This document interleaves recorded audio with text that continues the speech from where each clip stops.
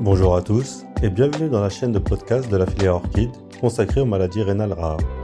Cette première série de podcasts est dédiée au protocole de diagnostic et de soins, ou PNDS, sur la cystinose, publié en 2018. Aujourd'hui, nous allons nous concentrer sur la partie prise en charge et suivi de la cystinose à l'âge adulte du PNDS. Nous avons la chance d'accueillir une des coordinatrices de ce PNDS cystinose, le Dr Aude Servet, néphrologue au sein du service de néphrologie transplantation rénale adulte de l'hôpital Necker Enfants Malades à Paris et membre actif du centre de référence des maladies rénales héréditaires de l'enfant et de l'adulte, MAREA. Elle est également coordinatrice de la cohorte européenne Radico et Cisco. Dr Servet, bonjour. Pour nous permettre de comprendre cette maladie, pourriez-vous nous expliquer ce qu'est la cystinose ? Bonjour, donc la cystinose c'est une maladie lysosomale autosomique récessive rare, très rare puisqu'elle concerne environ 1 sur 200 000 naissances vivantes. C'est une maladie génétique liée à une mutation du gène CTNS qui code pour la cystinosine. La cystinosine c'est une protéine de transport membranaire qui va permettre de faire sortir la cystine des lysosomes vers le cytoplasme. La physiopathologie est finalement extrêmement complexe, puisque le défaut de cystinosine va entraîner une accumulation intralysosomale de cystine, mais ce gène cette protéine, la cystinosine, intervient également dans d'autres voies de régulation cellulaire. On distingue 3 formes différentes de cystinose. La forme infantile, la plus fréquente, dont nous allons parler aujourd'hui, elle est diagnostiquée en général vers 12-18 mois, au cours d'un bilan, par exemple d'une cassure de croissance staturopondérale, chez un enfant qui était né eutrophe et puis qui présente progressivement une polyurie et des signes de rachitisme. La cystinose est l'étiologie la plus fréquente du syndrome de Fanconi.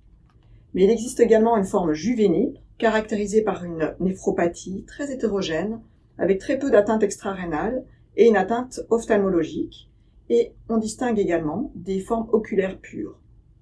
Vous venez de nous expliquer que la cystinose est due à un défaut de cystinosine entraînant une accumulation intralysosomale de cystine. Pouvez-vous nous dire quels sont les tests ou les examens qui permettent de confirmer le diagnostic de cette maladie ? Nous avons vu déjà qu'on pouvait réaliser un examen ophtalmologique. Cet examen ophtalmologique va retrouver des cristaux cornéens de cystine.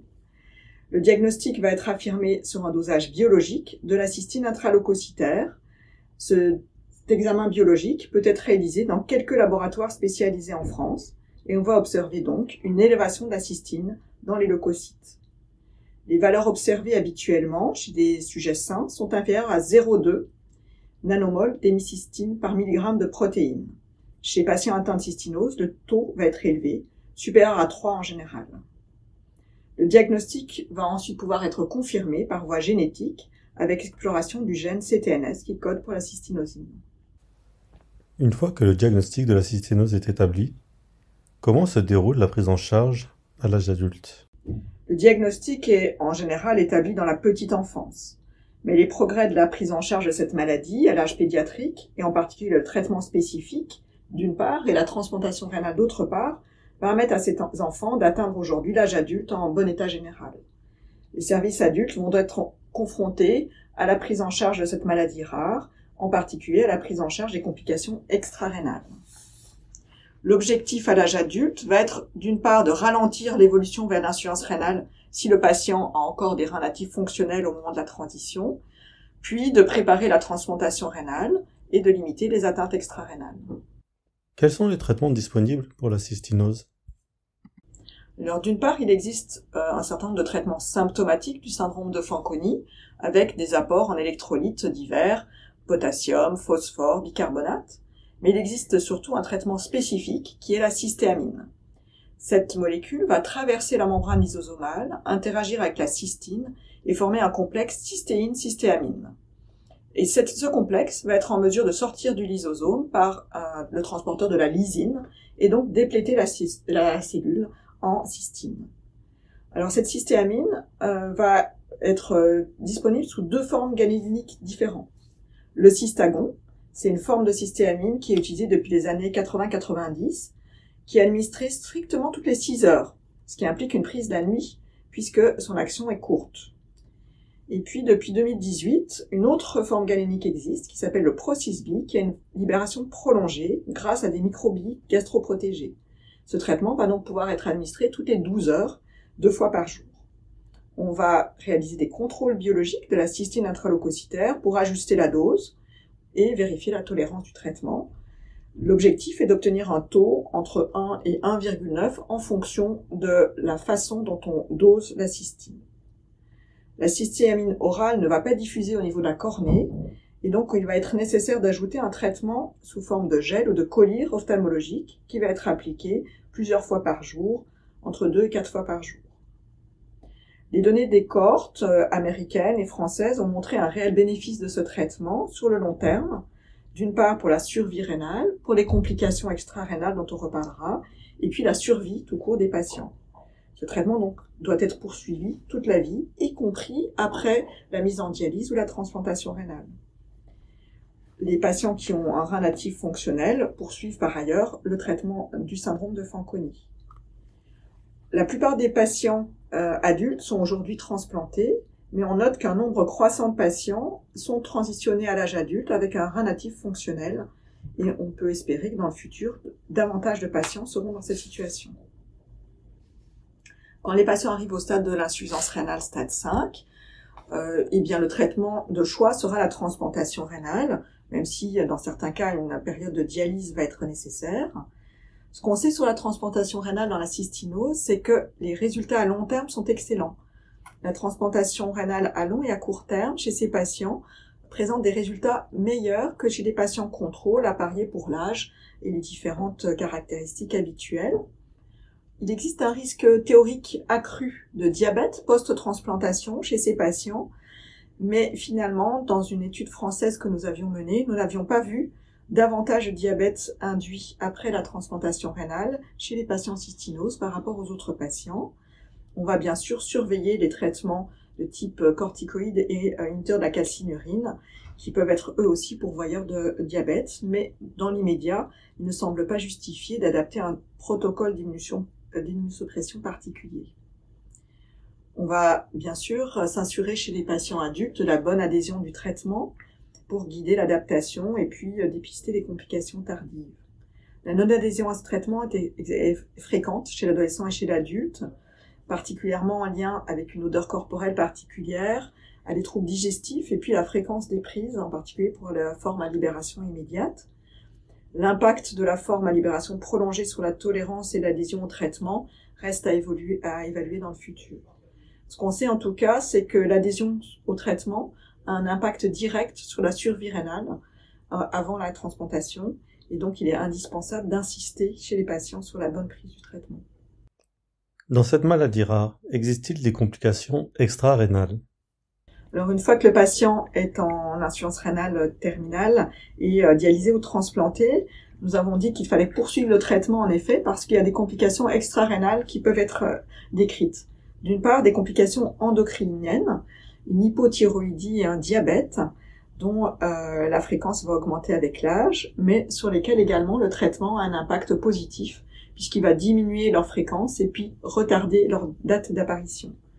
La complication la plus embêtante à l'âge adulte est la complication neuromusculaire, puisque un certain nombre de patients ont développé une myopathie distale qui, là encore, a montré l'importance d'un traitement précoce par cystéamine, puisque la cystéamine va diminuer la fréquence et retarder l'apparition de cette complication. Cette complication est particulièrement sévère puisqu'elle peut induire une insuffisance respiratoire restrictive d'origine musculaire et des troubles de la déglutition.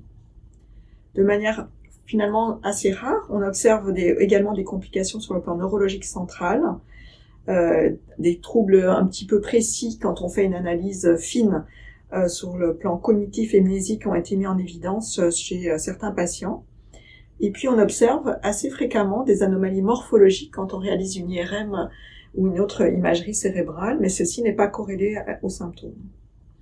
On va donc chez le patient adulte suivre les dosages de la TSH pour les complications endocriniennes, rechercher un diabète et puis réaliser un examen neuromusculaire et au moindre doute adresser le patient chez un spécialiste. Dans le cas particulier de la fertilité et de la grossesse, y a-t-il un impact de la cystinose? Alors chez l'homme, depuis de nombreuses années, on sait qu'il existe un hypogonadisme et une hypofertilité. De manière un peu plus récente, on a mis en évidence chez les patients donc masculins une azoospermie dont l'origine semble être obstructive, liée à une dysfonction épididymaire. Et donc chez ces patients, on peut proposer une cryopréservation de sperme de manière assez précoce, et puis leur proposer une prise en charge dans un centre de procréation médicalement assistée le jour où ils souhaitent avoir des enfants. Chez les femmes, la fertilité ne semble pas affectée, et donc les patients peuvent avoir des grossesses. Les complications des grossesses chez ces patientes vont dépendre, comme chez toutes les patientes qui ont une maladie rénale chronique, du début de la fonction rénale de la maman, avec en particulier, nous avons montré dans une cohorte européenne qu'il existait un risque accru de prééclampsie chez ces patientes. Elles vont donc être suivies de manière extrêmement étroite au cours de la grossesse. Par précaution, on recommande d'arrêter le traitement par cystéamine pendant la grossesse, puisqu'il semble tératogène chez le rat. On propose d'arrêter ce traitement dès le diagnostic de la grossesse, mais pas forcément avant la grossesse, puisque la tératogénicité ne semble pas être présente au tout début de la grossesse. Nous avons vu que la cystinose provoque des lésions dans différents organes et tissus, notamment dans les reins et les yeux. Pouvez-vous nous préciser quels sont les professionnels impliqués et comment est coordonné le suivi multidisciplinaire? Alors chez l'adulte, effectivement, il est indispensable de mettre en place un réseau multidisciplinaire de suivi. Le plus souvent, c'est le néphrologue qui va être au centre de la coordination de cette équipe, mais parfois, ce sont également des médecins spécialistes en maladies métaboliques en fonction de l'organisation des différents services. Et puis, on va faire appel à un endocrinologue spécialisé pour la prise en charge des complications thyroïdiennes ou du diabète, éventuellement des troubles de la fertilité masculine. Dans le cas des troubles de la fertilité, on sera parfois amené à directement adresser le patient dans un centre de procréation médicalement assistée, si nécessaire. Et puis, un peu plus tardivement, un neurologue spécialisé dans des pathologies neuromusculaires peut être utile pour la prise en charge de cette complication particulière, un ORL en cas de troubles de la déglutition, et des rééducateurs fonctionnels pour la prise en charge globale de cette atteinte qui peut avoir un impact sur la qualité de vie et la dépendance éventuellement des patients. Il est indispensable que le patient voie de manière régulière un ophtalmologue spécialisé dans cette maladie afin de réaliser des examens nécessaires. Et puis, s'il existe effectivement des symptômes en lien avec un syndrome restrictif, un pneumologue peut également être impliqué. Merci beaucoup, Dr Servet, de nous avoir éclairé sur cette maladie rare appelée cystinose. Pour ceux qui souhaitent avoir plus d'informations sur cette maladie, je vous invite à consulter le PNDS disponible sur le site de la filière Orchid ou bien sur le site de la HAS.